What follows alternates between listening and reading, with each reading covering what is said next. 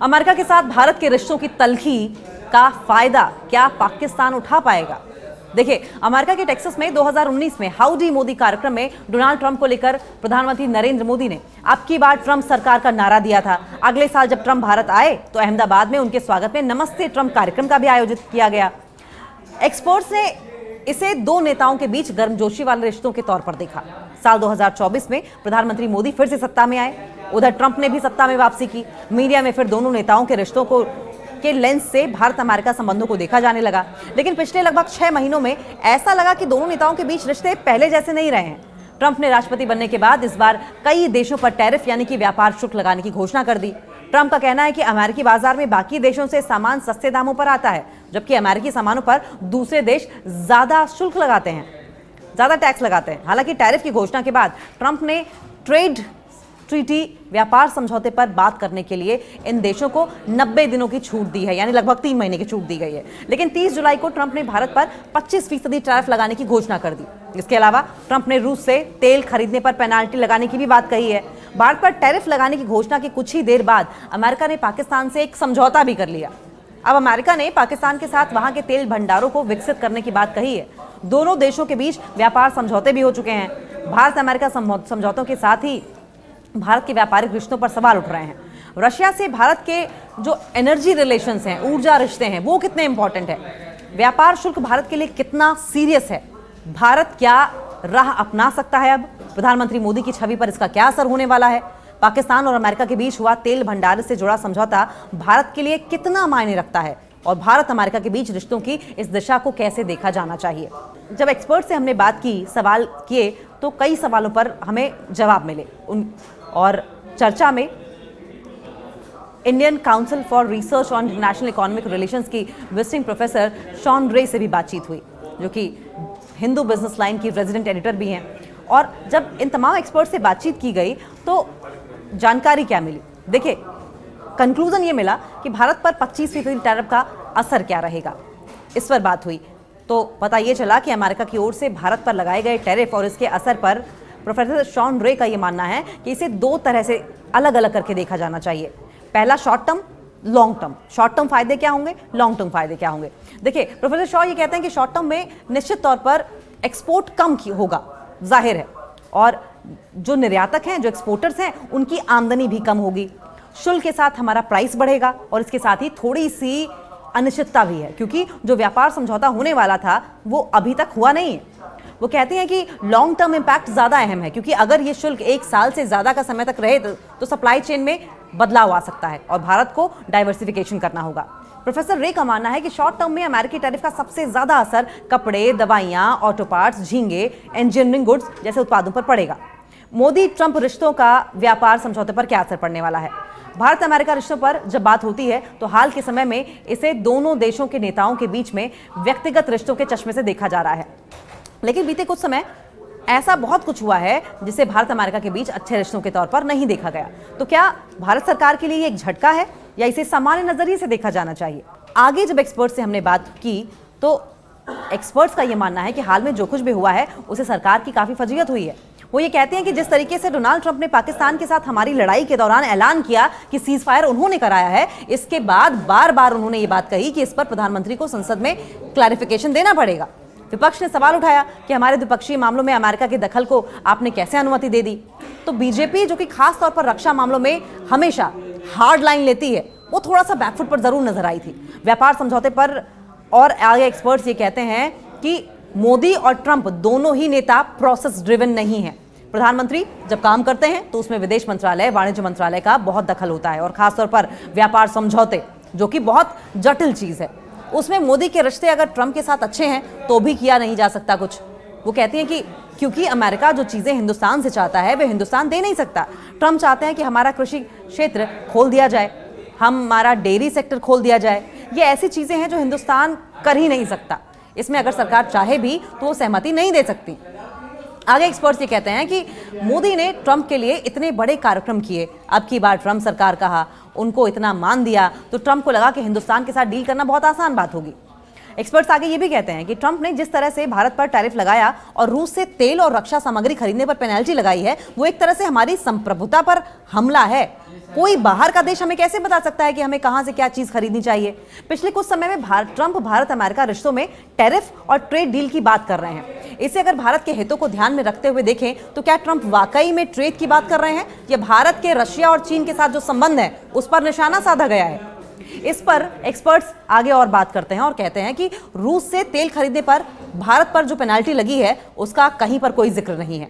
वो ये नहीं बता रहे कि कितनी पेनाल्टी लगाएंगे। मुझे ऐसा लगता है कि व्यापार समझौते में इसे नेगोशिएटिंग टूल के तौर पर इस्तेमाल किया जाएगा। अमेरिका के साथ हुई डील पर पाकिस्तान में अब क्या कहा जा रहा है? देखिए, अमेरिका और पाकिस्तान के बीच में तेल भंडारों को लेकर एक डील हुई है, एक समझौता हुआ है। दोनों देशों के बीच में ट्रेड डील की भी बात हुई। पाकिस्तान में इसे कैसे देखा जा रहा है, जबकि भारत में अभी ट्रेड डील भी नहीं हुई है और रिश्तों में गर्मजोशी को लेकर भी काफी तल्ख टिप्पणियां होने लगी हैं। अब इस पर भी एक्सपर्ट्स की क्या राय है? एक्सपर्ट्स ये कहते हैं कि पाकिस्तान में इन समझौतों का स्वागत जरूर किया जा रहा है। पाकिस्तानी सरकार इसे देश की अर्थव्यवस्था के लिए बहुत ही महत्वपूर्ण समझौता मान रही है। साथ ही इसे अमेरिका और अन्य देशों के लिए डिप्लोमेटिक रिलेशन के लिए भी बहुत बड़ी जीत मानी जा रही है। देखिए, पिछले कुछ सालों में काफी बुरी स्थिति से पाकिस्तान की अर्थव्यवस्था गुजरी है और अब सरकार दावा इस बात का कर रही है कि वे एक टेक ऑफ की स्थिति में आ गए हैं। इस मौके पर अगर पाकिस्तानी एक्सपोर्ट को, जो कि 90% टेक्सटाइल है, बूस्ट मिलता है तो ये शायद पाकिस्तान की इकोनॉमी को बहुत मजबूत करेगा, बहुत हेल्प करेगा पाकिस्तान की इकोनॉमी में। और इसके अलावा जो तेल भंडारों की बात है, पिछले 20 सालों या शायद इससे भी ज्यादा अरसे से तो पाकिस्तानी सरकार कोशिश कर रही है कि विभिन्न निजी कंपनियां और देश आएं और तेल भंडार या गैस भंडारण पर काम करें, लेकिन सुरक्षा कारणों से और तकनीकी या फिर अन्य कारणों से कंपनियां नहीं आ रही थी। देखिए, वो कहते हैं कि अब जबकि राष्ट्रपति ट्रंप ने ये बहुत ही खुले तौर पर कहा है कि पाकिस्तान को लग रहा है कि जो तेल और गैस के भंडार उसके पास हैं, अगर अमेरिका की कोई बड़ी कंपनी अपनी टेक्नोलॉजी के साथ आती है तो उसको एक्सप्लोर करने में बहुत मदद मिलेगी। इसका मतलब ये होगा कि पिछले 20 सालों में पाकिस्तान में जो ऊर्जा संकट है उसको हल करने में बड़ी मदद भी मिलेगी। ये बड़ी अचीवमेंट होगी, ये बड़ी उपलब्धियां हैं जिन्हें सरकार मानती है कि ये बहुत मददगार साबित होंगी।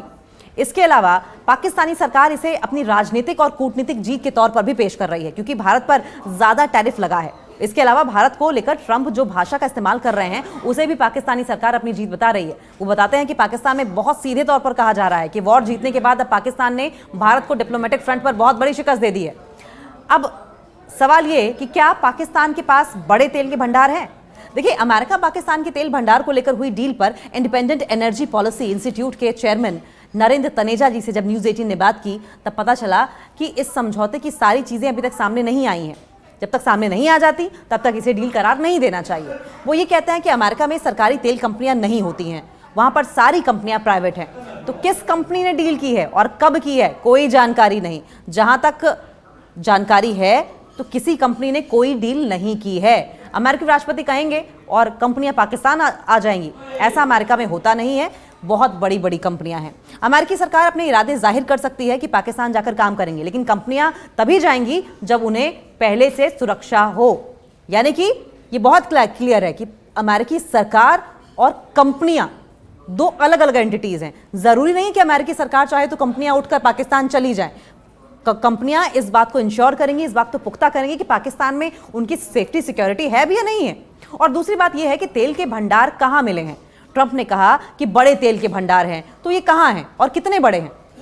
देखिए, एक्सपर्ट्स ये भी कहते हैं कि जब तक ये बातें स्पष्ट नहीं हो जाती तो कोई भी कंपनी नहीं जाएगी वहां पर। वो ये भी कहते हैं कि पाकिस्तान कुछ समय से कह रहा है कि उसके पास गैस और तेल के बड़े भंडार हैं। ये तो तमाम सरकारें कहती हैं। म्यांमार और बांग्लादेश बहुत सालों से कह रहे हैं कि उनके पास बड़े भंडार हैं, लेकिन ये भंडार तब तक मान्य नहीं होते जब तक कि अंतर्राष्ट्रीय कंपनियां इसे प्रमाणित नहीं कर देती। ये कंपनियां वैज्ञानिक आधार पर प्रमाणित करती हैं कि पूरी दुनिया उस डेटा को देख सकती है, लेकिन अभी पाकिस्तान में ऐसा कुछ नहीं है। अब ये भी समझ लीजिए कि भारत अगर रशिया से तेल नहीं खरीदेगा तो इसका हिंदुस्तान पर क्या असर होगा। देखिए, एक्सपर्ट्स ये कहते हैं कि तेल की कीमत पूरी दुनिया में एक होती है, चाहे आप तेल का उत्पादन करते हो या फिर बड़े उपभोक्ता हों। ग्लोबल सप्लाई सिस्टम के हर रोज प्रतिदिन रूस का 50 लाख बैरल तेल आता है।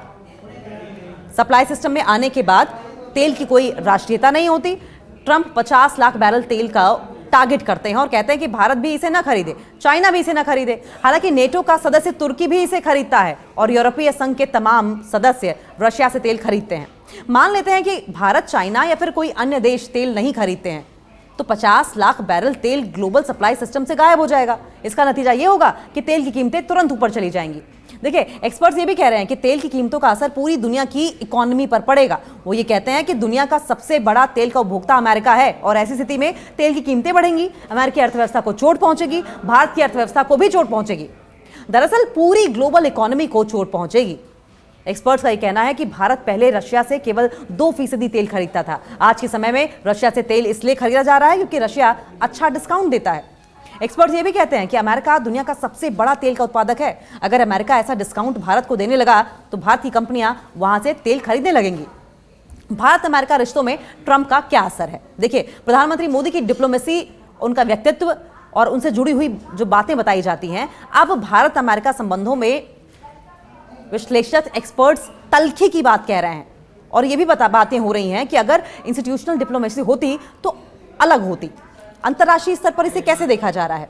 इस पर जब यूके में जर्नलिस्ट से, एक्सपर्ट से बातचीत की गई तो उनका क्या कहना है? देखिए, वो ये कह रहे हैं कि भारत और अमेरिका के बीच में इंस्टीट्यूशनल स्तर पर गहरे रिश्ते जरूर हैं। इसे आगे बढ़ाने के लिए राजनेता अपने अपने फायदे के लिए इसका इस्तेमाल करते हैं। वो ये भी कहते हैं कि जब ट्रंप का पहला कार्यकाल था उस वक्त हाउडी मोदी जैसी चीज़ें हुई, चुनाव के समय इसका इस्तेमाल प्रधानमंत्री मोदी और ट्रंप दोनों ने किया और मीडिया एक गलती करता रहा और वो ये है कि दोनों देशों के शीर्ष नेताओं के बीच गहरे रिश्तों से दोनों देशों के रिश्तों का अनुमान लगाते रहा। यानी कि एक्सपर्ट्स का और मीडिया कर्मियों का ये मानना है कि ट्रंप और मोदी के बीच में रिश्ते अच्छे हैं, ना कि अमेरिका और हिंदुस्तान के बीच में। इस बात की गलतफहमी हो गई कि दोनों देशों के बीच में भी रिश्ते अच्छे हो रहे हैं। दोनों देशों के रिश्तों का अच्छे होने का अनुमान लगाया जाने लगा। बाइडेन का जो दौर था, उन्होंने प्रधानमंत्री मोदी को ज्यादा फायदा पहुंचाया। उन्होंने 2023 में मोदी को स्टेट विजिट दिया, जो कि ट्रंप ने कभी नहीं दिया, जबकि दोनों के बीच में इतनी गहरी दोस्ती बताई जा रही थी। मोदी के लिए रेड कार्पेट बिछाने वाले बाइडेन थे, ट्रंप नहीं थे। अब जब ट्रंप दोबारा सत्ता में आ गए हैं तो उन्हें मोदी जी की ज्यादा जरूरत नहीं है। एक्सपर्ट ये भी कहते हैं कि अमेरिका इस बात में विश्वास करता है कि जब आपसे हमें कोई फायदा है तभी हम आपको फायदा पहुंचा सकते हैं। ट्रंप ने कुछ देशों के साथ जो डील की है, सबसे कमिट करवाया है कि वे अमेरिका में निवेश करेंगे।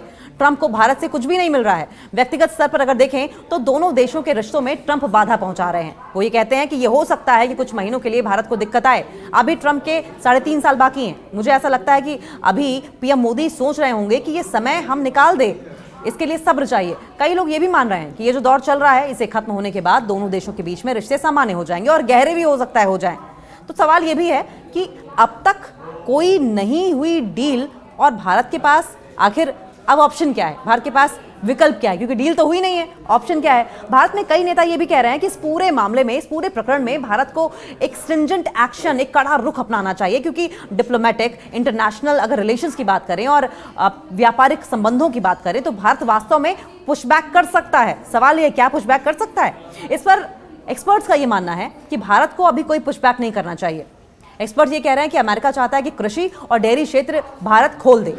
हमने यूके के साथ भी समझौता किया है, हमने ये क्षेत्र नहीं खोले हैं। भारत अमेरिका को 18% निर्यात करता है, जो कि काफी है। तो अभी हमें वेट एंड वॉच की स्थिति में होना चाहिए। एक्सपर्ट्स ये भी कहते हैं कि पहले तो हमें देखना चाहिए कि डील में किन बातों पर सहमति बनती है, फिर आगे की कदम उठाने चाहिए।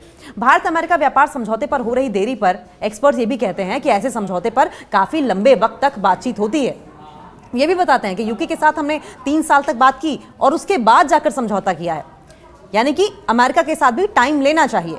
यूरोपियन यूनियन के साथ हम 10 साल से ज्यादा समय से बात कर रहे हैं। ये समझौते बहुत अलग किस्म के होते हैं।